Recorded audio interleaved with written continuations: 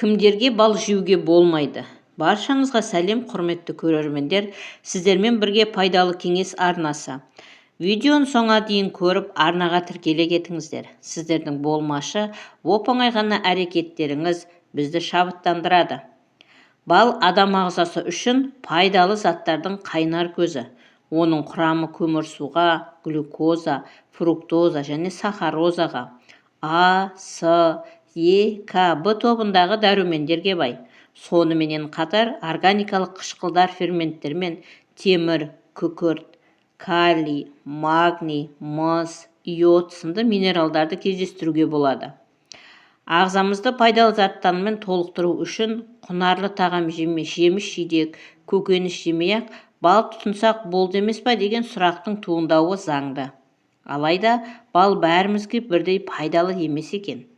Сонымен қатар кез келген уақытта да жей алмайды екенбіз. Бұл туралы толық білгіңіз келсе, осы видеоны соңына дейін көріңіз. Сонымен балды кімге жеуге болмайды?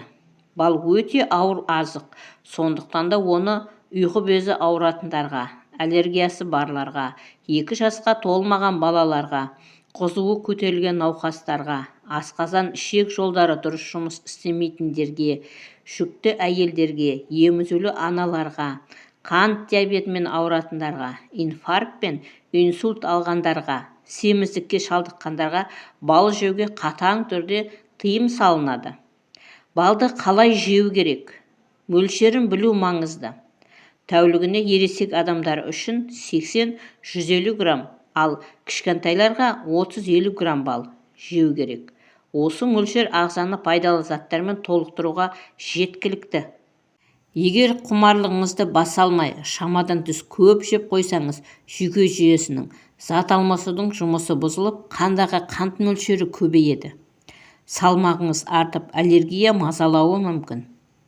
Таңертең және кешке балдың құнарын бойыңызға сіңіргіңіз келсе, онда күніне 2-ақ рет қабылдайсыз. Таңертең және кешке тамақтанудан 30 минут алдын жеу керек. Аш қарынға жеген бал бойыңызға күш, қуат, сергектік сыйлайды.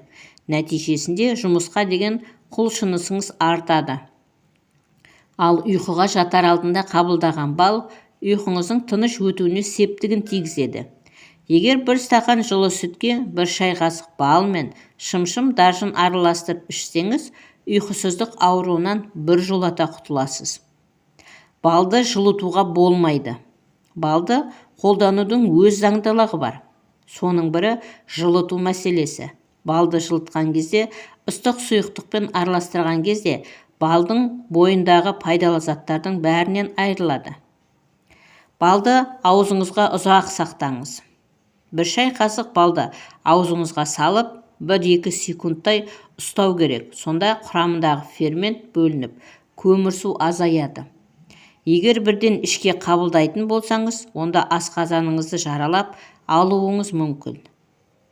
Бал кариестің пайда болуына себеп болады. Бал жеген соң міндетті түрде ауыз қуысын таза сумен шаясыз.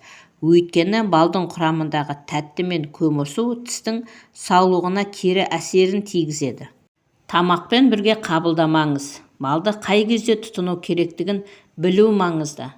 Кейбіреулер тамақтан кейін, енді бірі тамақтан соң деген пікірде, ал біреулер тамақпен бірге қабылдауды жөн көреді екен.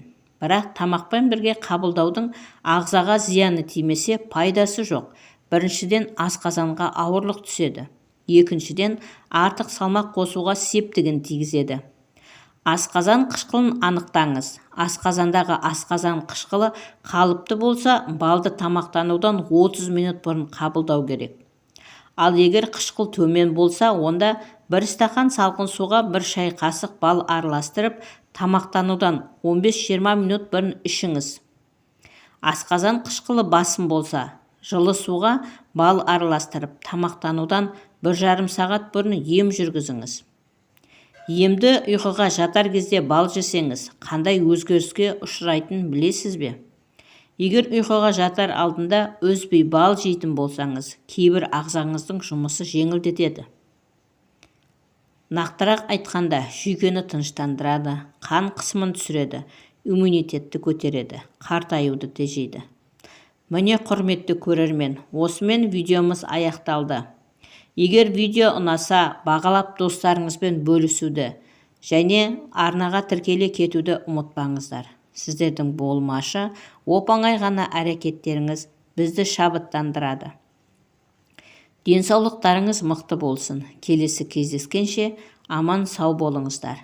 Ақпаратымыз пайдаларыңызға жарасын.